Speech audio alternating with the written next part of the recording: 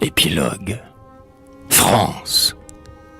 Quand des antiques jougs l'humanité se lasse, quand il est quelque part un peuple à secourir, qui donc à l'horizon voyez-vous accourir? À genoux, opprimé, c'est la France qui passe. Sans espoir et sans Dieu, l'enfant de la forêt traîne-t-il sa misère à l'autre bout du monde? Qui donc va lui verser la lumière féconde? Nation, saluez, car la France apparaît.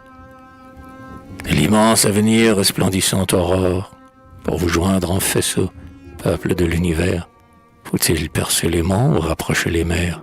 Paladin du progrès, la France arrive encore. S'il protéger l'humble, écraser Attila, relever qui succombe, abaisser qui s'élève, vaincre et civiliser par le livre ou le glaive, vaillant soldat du droit, la France est toujours là. La France est toujours là, même au jour des naufrages, comme un phare sublime aux rayons éclatants. Elle se dresse au bord des abîmes du temps, son flambeau superbe illuminant les âges. La France est toujours là, semeur des jours nouveaux. Elle va prodiguant la divine semence, laissant par derrière elle une traînée immense d'exemples immortels et d'immortels travaux. Noble rive du Rhône, et vous, bord de la Loire, Talbiac, Marignan, Cérizol, Recroix, Denain, Ivry, Coutras, Bouvines, Fontenoy. Dites-nous si le monde a connu plus de gloire. Et vous, au Friedland, Ulm, Austerlitz, Eylau, Lodi, Wagram, orgueil du drapeau tricolore. Vous qui, malgré ce don, éblouissez encore, dites-nous si l'histoire offre un plus fier tableau.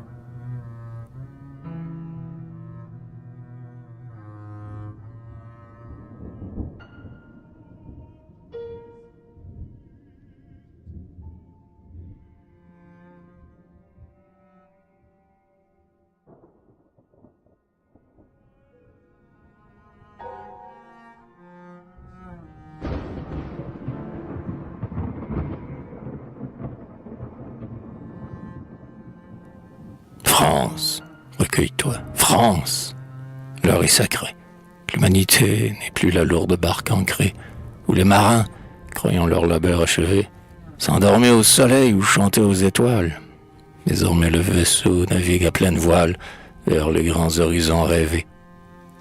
Timorés, faites place, en arrière les lâches, voici pour les vaillants le jour des fières tâches. Le 19e siècle est un vaste tournant, où, presque épouvanté des étapes franchies, les peuples voient, au front des aubes rafraîchies, poindre l'avenir rayonnant. Ouais, tout droit devant nous l'astre promis flamboie, jusqu'au fond du chenil où la routine aboie, vont luire ces rayons si longtemps attendus. Mais hélas, face à face avec d'autres problèmes, que d'hommes vont encore, groupes mornes et blêmes, s'entre-regarder éperdus. Comme pour transformer, il faut souvent dissoudre. Le nouvel avatar aura des coups de foudre, des chocs inattendus. Et spectacle inouï, peut-être verra-t-on les nations sans nombre, qui se heurtaient naguère en trébuchant dans l'ombre, tâtonner le front ébloui. Qui sera le sauveur? Quel bras puissant et libre, de l'immense bascule assurant l'équilibre, saura maintenir l'ordre en ce fatal milieu? Quel timonier serein guidera le navire? Quelle main forcera l'Europe qui chavire à servir les desseins de Dieu? Oh France, c'est à toi qu'incombe ce grand rôle. Ton nom a résonné de l'un à l'autre pôle, sous tous les cieux connus tes généreux enfants. Fondant et délivrant par la croix ou l'épée, glorieux précurseurs d'une ère émancipée, se sont promenés triomphants. Tes hauts faits remplis les annales humaines, des sciences, des arts les plus secrets domaines. Tes hardis chercheurs n'ont plus rien à sceller. Et si ton cœur palpite, et si ton front remue, troublé en son ennui, notre planète émue croit sentir son axe osciller. Ouais, ton passé fut beau, superbe est ton histoire. Bien des siècles verront de ton ancienne gloire le socle à l'horizon du monde se dresser. Tes filles sont éclipsées, tous les héros d'Homère. Mais tout cela n'est rien. C'est maintenant, Homère, que ta tâche va commencer. Tu seras, et c'est Dieu lui-même qui t'y pousse, la pacificatrice irrésistible et douce. Tu prendras par la main la pauvre humanité, trop longtemps asservie à la haine ou la crainte, et tu la sauveras par la concorde sainte, par la sainte fraternité. Au sentier belliqueux, tu suis battre la marche. France, sois maintenant la colombe de l'arche. Porte tout l'olivier, c'est là ta mission. Calme, guéris, cimente, harmonise, illumine. Par un saut d'amour, scelle l'œuvre divine de la civilisation.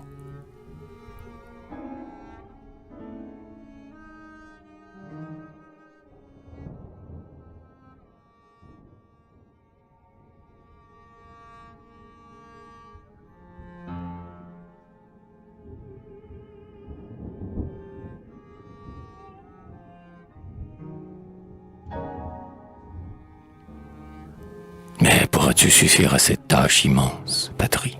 Autour de toi les peuples en démence n'entraveront-ils pas ton généreux élan? Là-bas, au bord du Rhin, le sabre duelant n'arrêtera-t-il pas ta poussée impuissante vers la terre promise où lui, incandescente, l'aurore du progrès fraternel et fécond? Te verra-t-on faiblir au bord du Rubicon? Pour la première fois verra-t-on, aux souffrances, les mots vaincre ou mourir t'intimider? Ô France, non, quel que soit l'obstacle à franchir ou briser, ton bras c'est entreprendre et ton cœur c'est oser. En avant donc, courage, entre dans la carrière, laisse les indécis regarder en arrière. Toi, marche sans pâlir tout droit vers le grand but. Pour le bonheur commun, chacun son attribut. Tiens, c'est d'affermir la nef européenne, de retrouver l'Éden, de combler la géhenne, de cimenter la paix entre tous les pouvoirs, d'équilibrer par tous les droits et les devoirs. Au rayon du progrès d'ouvrir toutes les caves, d'apprivoiser les loups qui rôdent les yeux caves, et vers le grand sommet, dans les pures clartés, que verse le soleil des saintes libertés, sommet où l'avenir a taillé son domaine, de diriger enfin la caravane humaine. Ah, la tâche est bien rude, et grave est le danger, je le sens. Tu verras contre toi s'insurger, avec les carnassiers et leurs victimes sans nombre, les aveugles du jour et les hydres de l'ombre. Tu verras contre toi combattre au premier rang, l'esclave armé qui sert de rempart aux tyrans. La lutte sera trop inégale peut-être.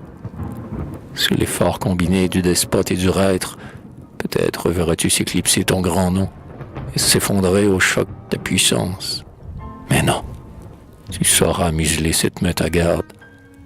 Marche sous l'œil de Dieu qui là-haut te regarde. Va vers ta destinée à n'importe quel prix.